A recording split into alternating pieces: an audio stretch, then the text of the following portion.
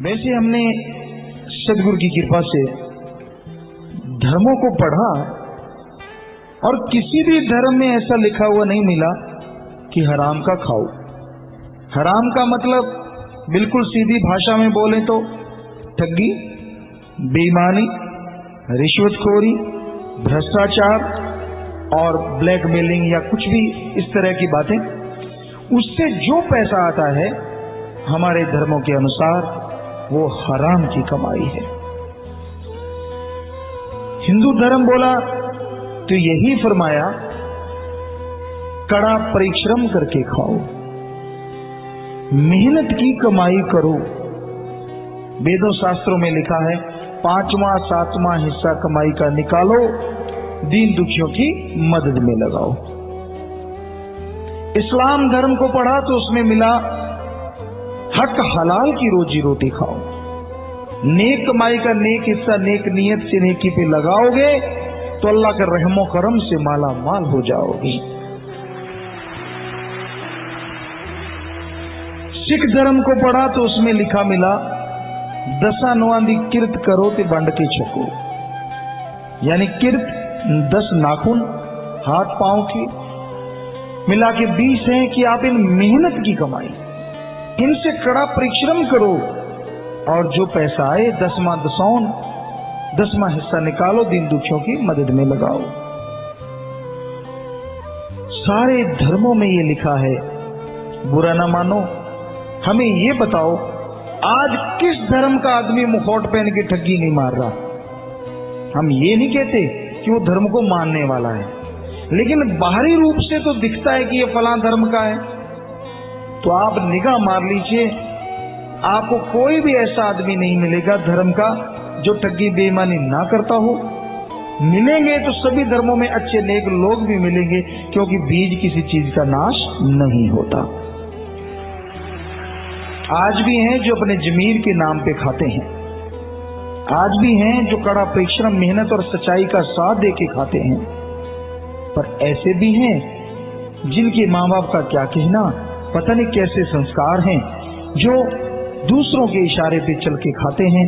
ठगी, बेईमानी, भ्रष्टाचार, पता नहीं कौन कौन से हथकंडे अपना के माया दौलत इकट्ठी करके खाना खाते रहते हैं। धर्मों में लिखा है पाप जुल्म की कमाई जहर के मानिंद है, जहर, और जहर भी धीमा जहर। आप खाओगे आपका नाश करेगा, बच्चे खाएंगे बच्चों का नाश होगा। हमने ये संतों के वचन अजमा के देखे, प्रैक्टिकली देखे। कैसे? ये लिखा है कि ठगी बेईमानी से महल बन जाते हैं, ठगी बेईमानी से हवा में उड़ार हो सकती है, ठगी बेईमानी भ्रष्टाचार से आपके नाम की चर्चा हो सकती है। लेकिन यहां ठगी बेईमानी पाप जुल्म की कमाई है, वहां से आपसी प्यार मोहब्बत चला जाता है, तंदुरुस्ती चली जाती है, अमन चैन चला जाता है, सुकून शांति चली जाती है, बेचैनी का आलम, या फिर औलाद ही नहीं होती तो वो घर वो महल इस तरह के खंडहर बन जाते हैं जैसे शमशान भूमि या कब्रिस्तान, यहाँ सन्नाटा छाया रहता है। और हम सत्संग करते करते ऐसी जगहों पे गए अपने देश में, बड़े बड़े महल, संगे मरमर, बड़ी बड़ी कोठियां। पता चला कि फकीरों को तो मालिक ही बताने वाला है कि ये ठगी बेईमानी के महल उसरे हुए हैं, लेकिन देखा किसी की औलाद नहीं, किसी के है तो ना हो जैसी है, किसी का बुरा हाल, ठगी बेईमानी से आपसी लड़ाई झगड़े, जितना बड़ा आदमी उतनी बड़ी टेंशन है। सुकून शांति किसको है? हमारे धर्मों में लिखा है जिसको संतुष्टि है उसको ही सुकून शांति है। पर यह संतुष्टि या संतोष धन कहते किसे हैं? संतोष धन का मतलब है जो आपके पास धन दौलत जमीन जायदाद है उससे आप सुख लो, मालिक की रियाय प्रजा को सुख दो। जो आपके पास नहीं है उसके लिए कड़ा परिश्रम करो, पर टेंशन चिंता ना करो। इसी का नाम संतुष्टि है या संतोष धन है।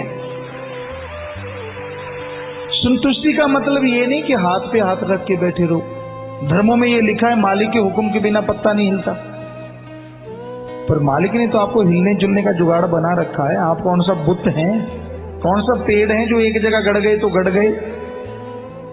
तो हाथ पे हाथ धर के मत बैठो, जो कर्मों में होगा मिल जाएगा। धर्मों में लिखा है जी भगवान के हुक्म के बिना पत्ता नहीं हिलता। ठीक है, तेरा गोडा, तेरा घुटना, तेरे हाथ, तेरी कोहनी, ये जो सारा कुछ हिल रहा है उसके हुक्म से तो हिल रहा है। और ये हिलना किस लिए? मेहनत कर, ज्ञान जोगी कर्म जोगी बन। हाथ पे हाथ रख के बैठने के लिए अगर भगवान ने ये शरीर दिया होता तो बुत बना के भेजता, हिलता जुलता ना तो उसके हुक्म के बिना कुछ नहीं हिलता। तो तू तो हिलता है। मेहनत कर, कड़ा परिश्रम कर। हो सकता है सुमन करता हुआ, मेहनत करता हुआ तो अपनी तकदीर अपने हाथों से बदल डाले। ऐसा प्रभु ने तुझे ताकत दे रखी है, मालिक ने तुझे शक्ति दे रखी है। तो इंसान को कभी भी आलस्य में नहीं पड़ना चाहिए। नेक कर्म करो, भले कर्म करो, सबका भला मांगो, भला करो, मेहनत करो, सेवा सुमरण जितना कर सकते हो करो तो सही। ऐसा परमानंद मिलेगा, ऐसी लज्जत मिलेगी जिसके सामने दुनिया की तमाम लज्जतें, तमाम स्वाद फीके पड़ जाएंगे।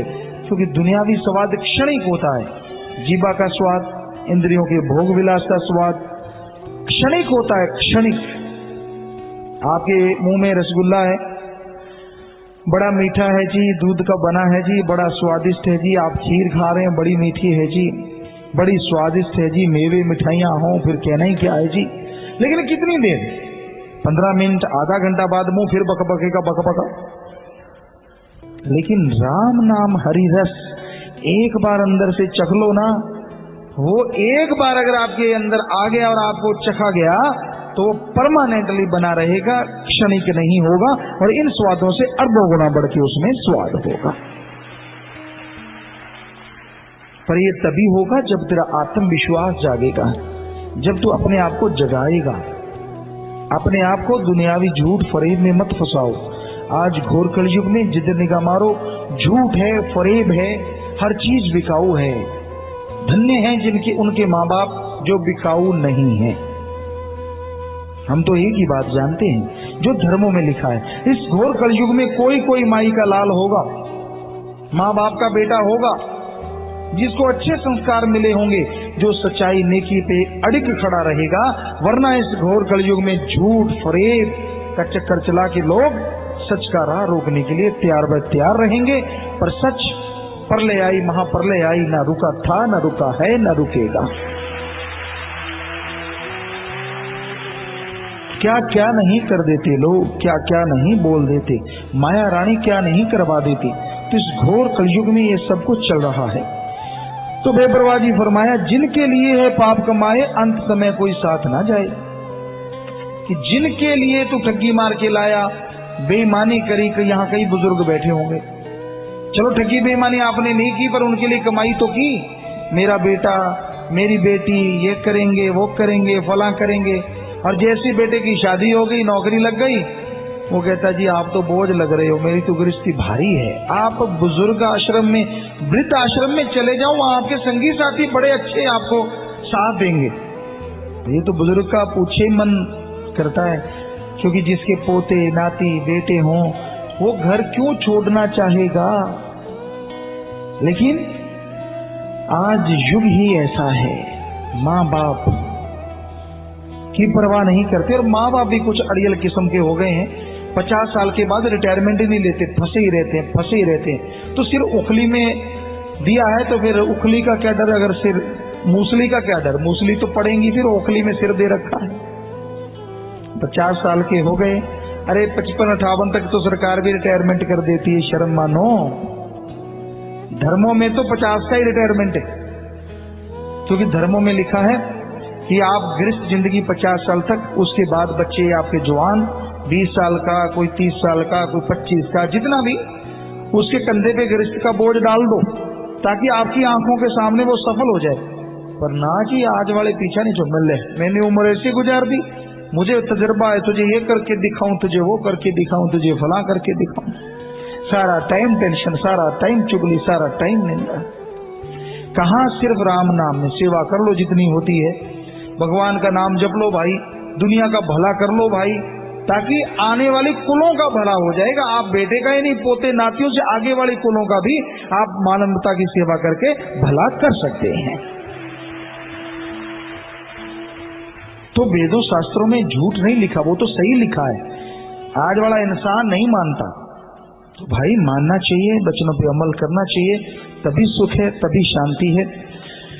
तो मालिक का नाम जपो, मेहनत की करके खाओ, अंदर सिर और चेहरे पे नूर जरूर आएगा।